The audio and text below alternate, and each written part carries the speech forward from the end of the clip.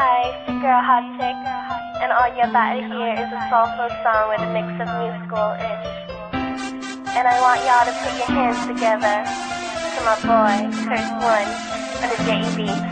Let's go.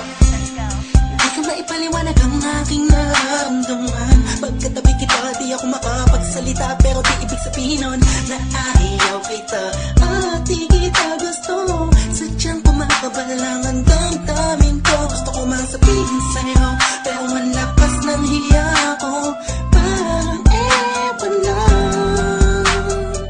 Pinipili ng buhay ko, handa kong ialay lahat sabihin mo lang at gagawin ko para lang sa'yo. Handa kong ibigay lahat ng sa'kin sa'yo, tik-tik-tik-tik-tik kung kaya mo wala ka sa'kin. Iaalam dahil lang ang aking pahinga. Sana yabang buhay ka na makasama pagkat masaya ko sa'yo. Hihintay ng talang nadaraan sa'king paningin pagkat gusto kong humilinga. Sana ang pinakati na tangi-tangi babae na sa'kin nakapagdulot ng kakaibang sa'yo di na mawalay pa dahil baka di ko kayanin to. Ikaw siya pinaka-napistap na pituin para sa aking tao. At ikaw din na siya nagsisilbing matamis na panaginip ko. Handa kong ibigay lahat ng sa'kin sa'yo, tik-tik-tik-tik kung kaya mo wala ka sa'kin. Iaalam dahil lang ang aking paghinga.